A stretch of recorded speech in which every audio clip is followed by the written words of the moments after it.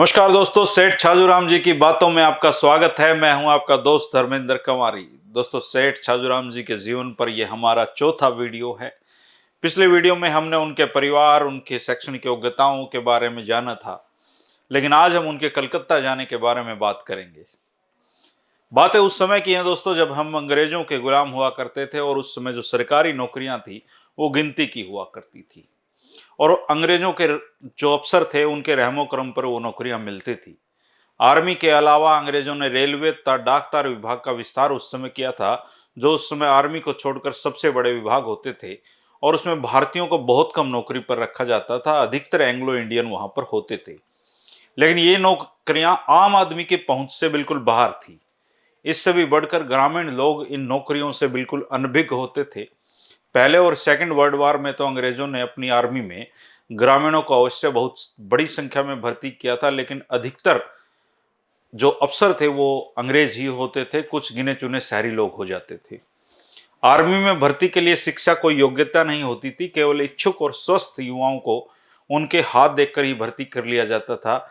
जिनके हाथों में काम करने के निशान होते थे, यानी कि ये जो आटन होते थे, ये देख के अंग्रेज उनको भर्ती कर लेते थे और ये समझ जाते थे कि ये युवा कठोर परिस्थितियों में लड़ाई लड़ सकते हैं, तो उसमें आटन देखकर भर्तियां होती थी।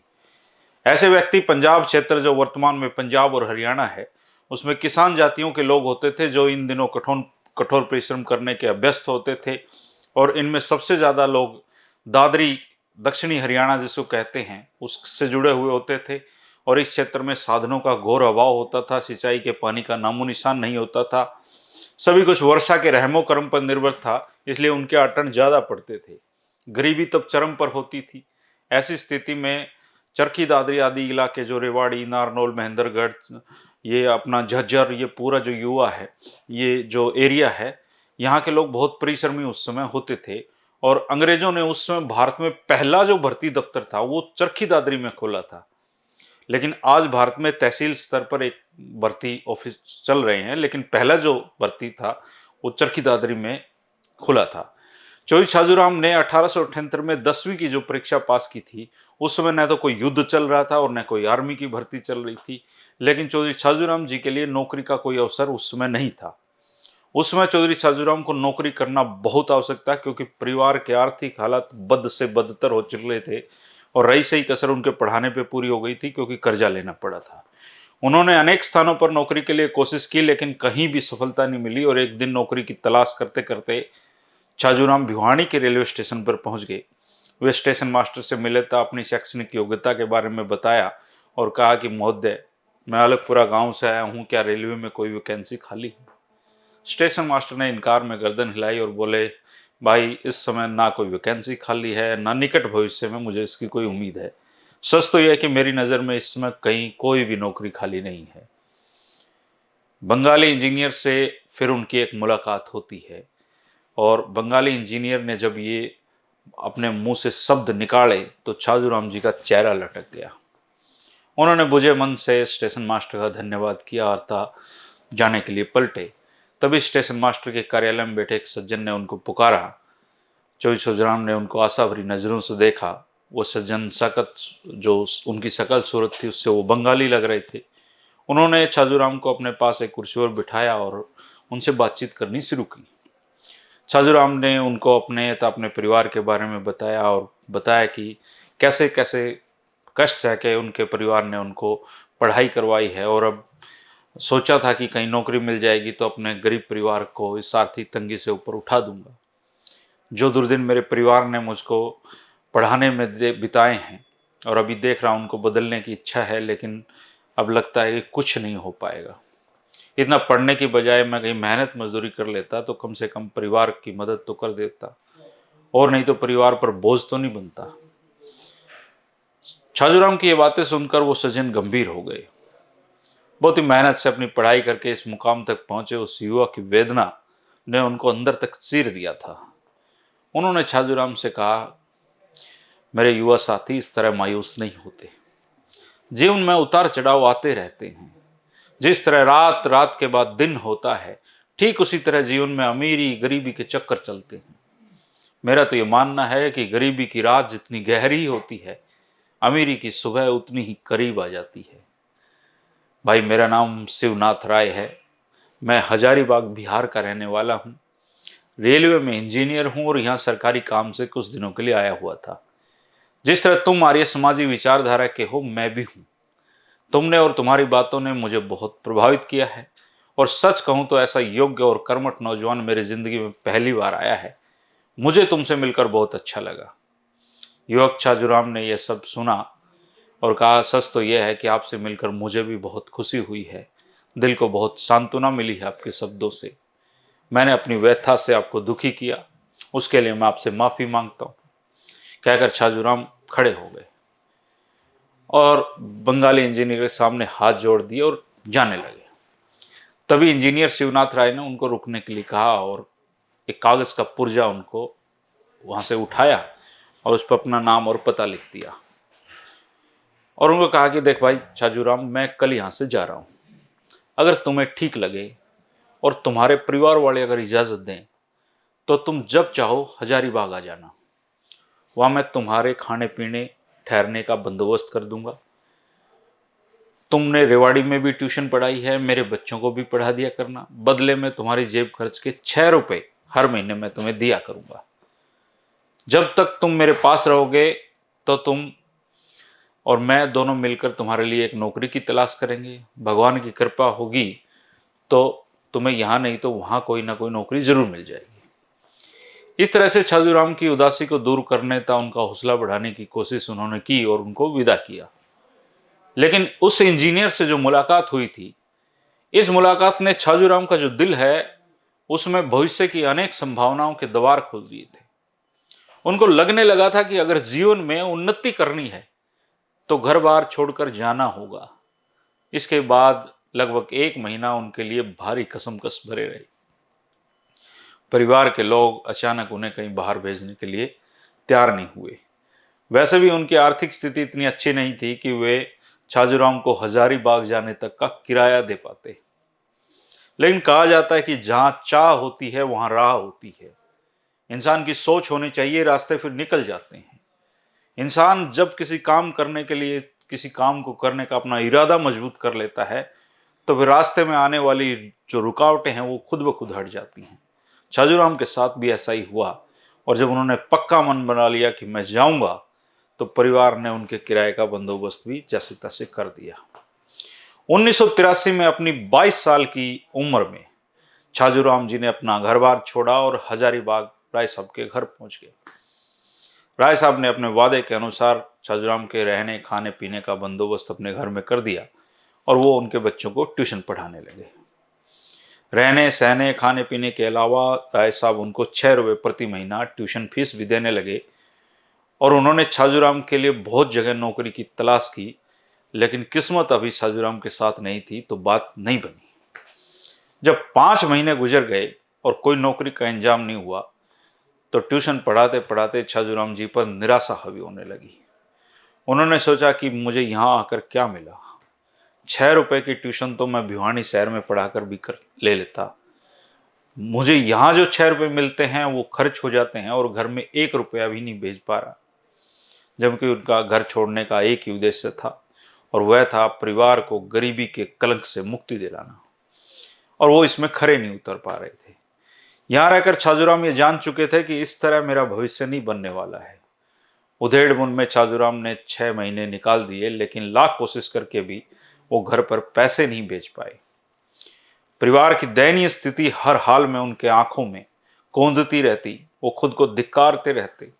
परिवार के लोगों का चेहरा उनके सामने आता और एक दिन उन्होंने मन बनाया कि अगर यहाँ रहने का कोई लाभ ही नहीं है तो क्यों ना अपने वापस गांव लौट जाऊं। कम से कम अपने परिवार के साथ तो रहूंगा, कम से कम कुछ तो उनकी सहायता करूंगा। लेकिन अगले ही पल उनके दिमाग में विचार आया कि यूं इस तरह हार मानकर घर लौटने का क्या फायदा होगा। हजारीबाग में नौकरी न मिलने पर उनकी निराशा लगातार बढ़ती जा रही थी और उनको लगा कि घर नहीं जाना भाई, घर तो वही मिलेगा, वैसा ही मिलेगा, किसी बड़े शहर में चलना चाहिए, ऐसा उनको विचार आया मन में। और एक दिन उन्होंने हजारीबाग और राय साहब को राम राम कर दी, उनका धन्यवाद किया और अपने कपड़े पोटली बांधी और वो कलकत्ता पहुंच गए। दोस्तों, देखो, जिंदगी में जब बदलाव आते हैं तो किस तरीके से आते हैं, आप ये देखिएगा। इसमें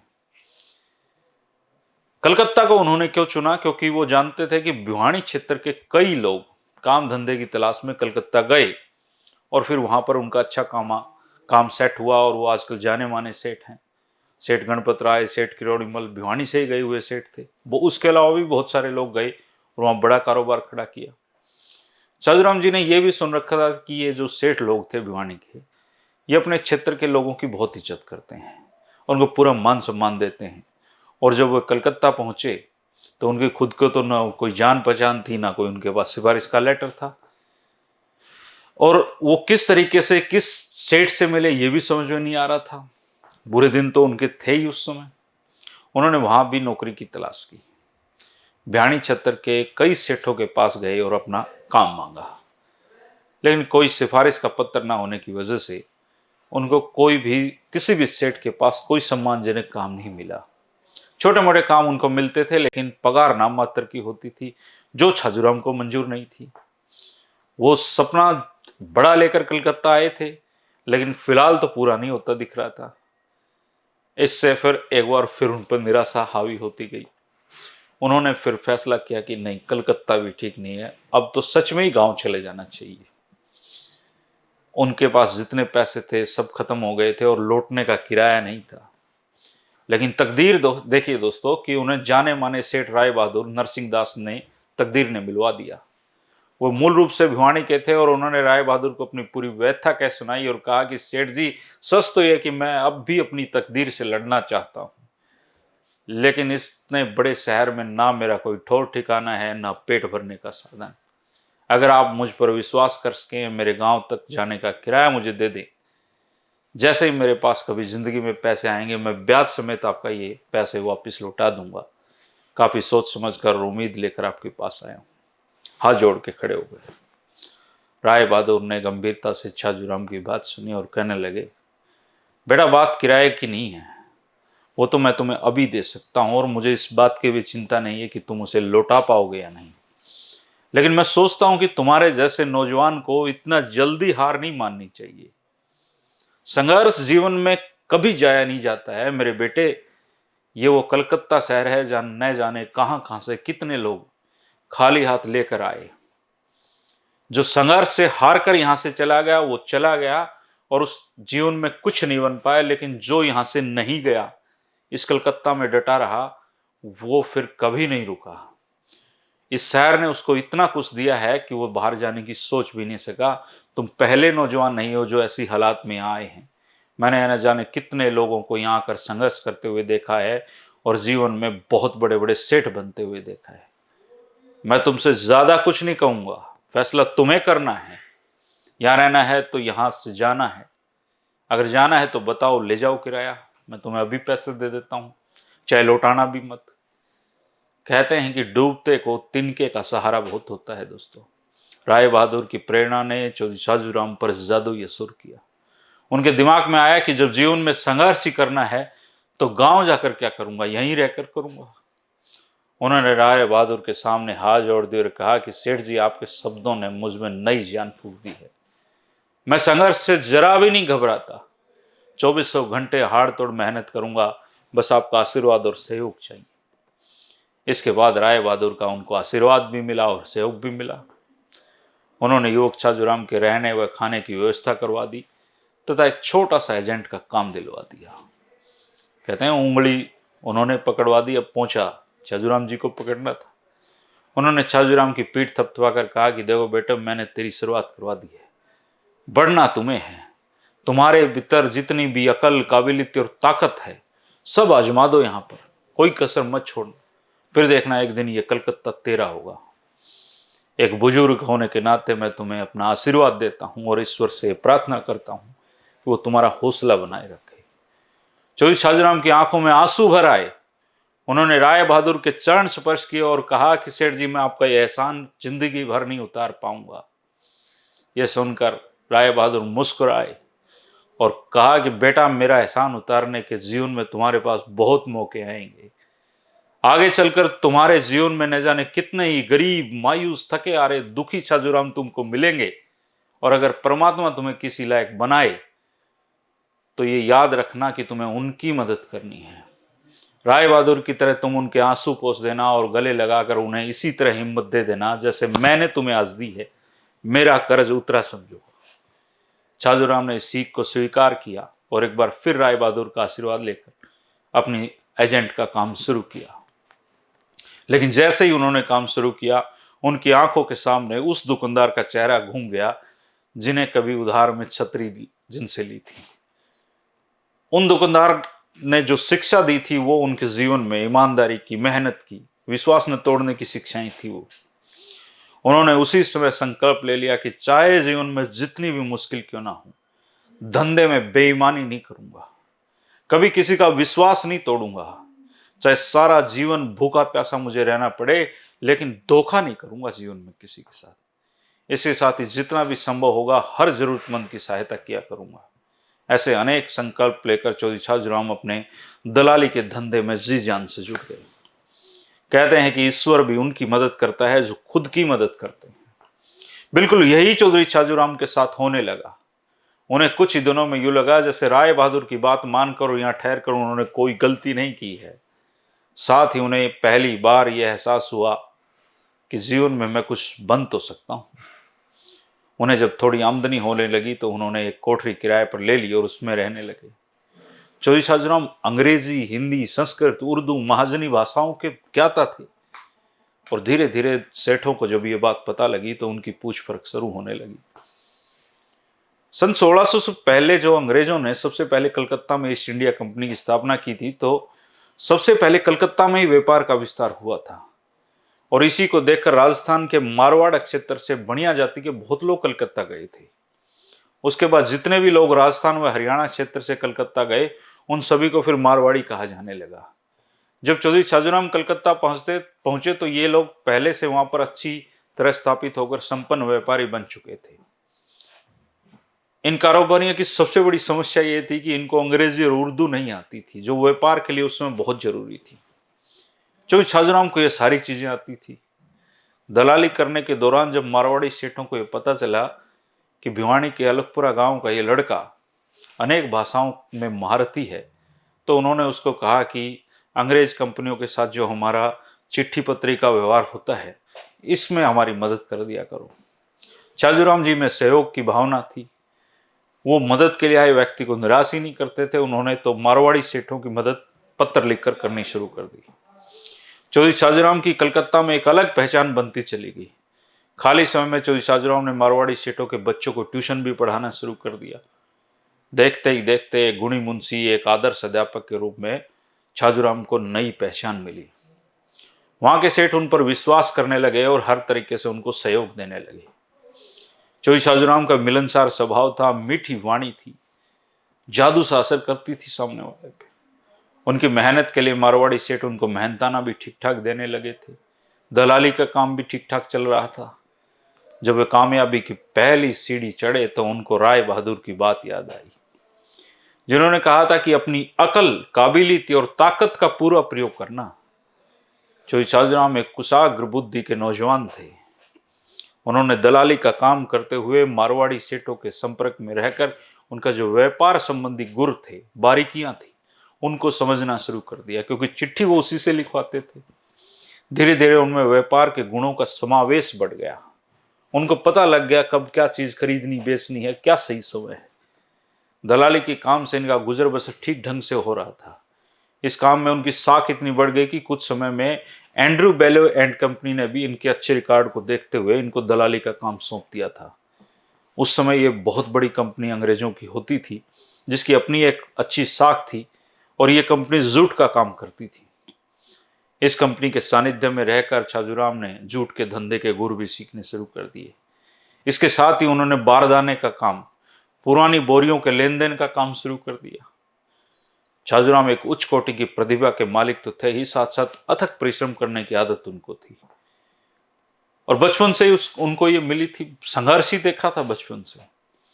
कहते हैं कि जब ये दोनों गुण किसी भाग्यशाली आदमी में इकट्ठे हो जाएं तो फिर उसकी प्रगति को रोकने वाला कोई नहीं होता है। छाजूराम के साथ भी ऐसा ही हुआ। ईश्वर की ऐसी कृपा हुई कि उनके बारदाने का काम भी चल निकला। कहते हैं कि पौ फटने के समय को उषा काल, अमृत बेला, प्रभात काल, आशाओं का समय अर्थात जीवन का प्रभात समझा जाता है। युवक छाजूराम के लिए यह व्यापार एक सुनहरी प्रभात उषा काल लेकर आया था। अब चौधरी छाजूराम को लगने लगा कि लंबी अंधेरी रातों का अंत हो गया है, जीवन को संवरने का समय आ चुका है। ये बारदाने का काम भी एक दलाली का ही काम था और ये दलाली का काम उनके जीवन में एक उषा की लाली लेकर आया था।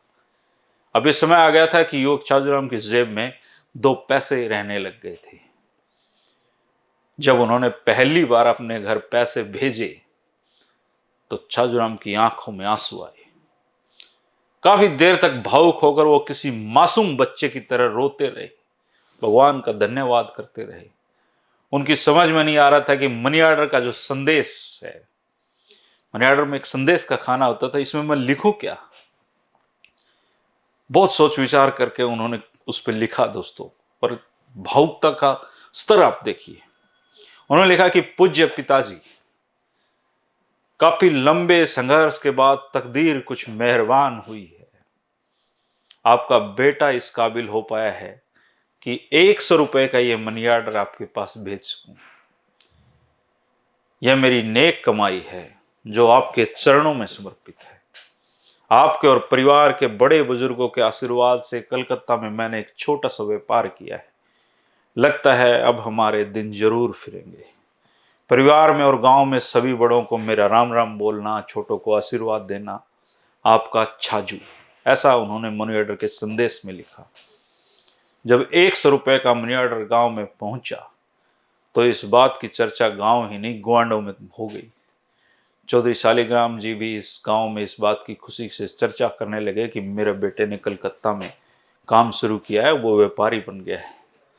गांव के बड़े बुजुर्ग बधाइयां देते।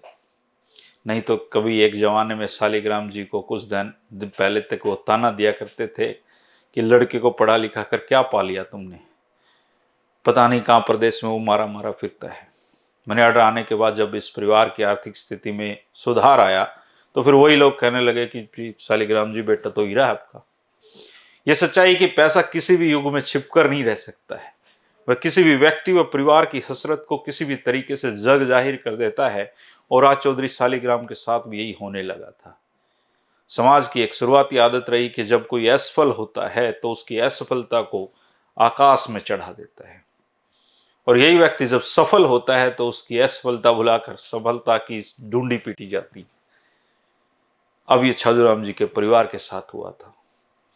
बहरहाल छाजूराम ने मनी ऑर्डर भेजने का सिलसिला घर पर जारी रखा। उनके पास जैसे ही मुनाफा इकट्ठा हो जाता तत्काल मनी ऑर्डर करो के अपने पिता के पास भेज देते। बड़ी खुशी मिलती उनको इसमें। लेकिन गांव में छाजूराम को लेकर तरह तरह की अफवाहें फैलने लगी। जैसे जैसे शालिग्राम जी का परिवार ठाट बाट से रहने लगा तो न जाने कितने लोग जलन से भर गए। उन्होंने चौधरी छाजूराम के बारे में तरह तरह की अफवाहें फैलाने लगे और कोई कहता है कि छाजूराम ने कलकत्ता में 2 नंबर का काम करना शुरू कर दिया है। कोई कहता है कि छाजूराम तो स्मगलर बन गया है।